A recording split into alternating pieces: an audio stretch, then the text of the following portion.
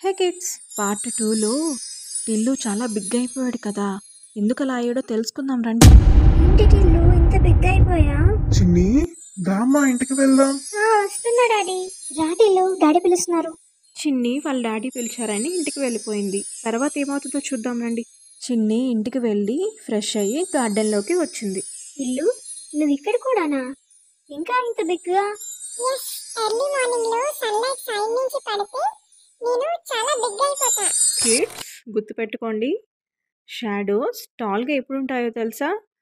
స్కైలో light లోగా ఉన్నప్పుడు, అంటే ఎర్లీ మార్నింగ్ లేట్ ఈవినింగ్ ఆ టైంలో షాడోస్ టాల్గా ఉంటాయి. భలే ఇంట్రెస్టింగ్ గా ఉన్నావు టిల్లు నువ్వు. నేను మళ్ళీ ఆఫ్టర్నూన్ వచ్చి చూస్తా నిన్ను ఎలా ఉంటావు. చిన్ని మళ్ళీ ఆఫ్టర్నూన్ గార్డెన్లోకి వచ్చింది. టిల్లు ఇంత చిన్నగా అయిపోయావేంటి?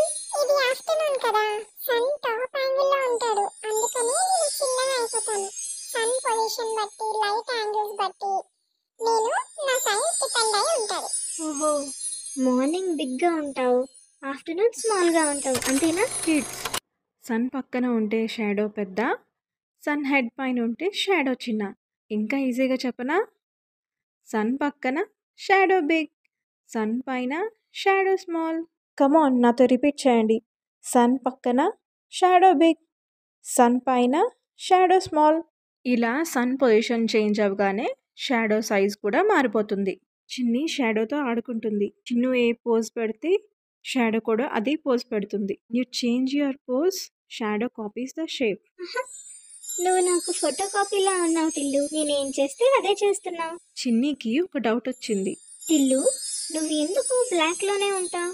నాలా కలర్ కలర్ డ్రెస్సులు ఎందుకు ఉండవు? నెక్స్ట్ పార్ట్లో ఈ కలర్లెస్ మిస్టరీని సాల్వ్ చేద్దాం. సో సబ్స్క్రైబ్ చేసి బెల్ ఐకాన్ క్లిక్ చేయండి. Wait for part 4.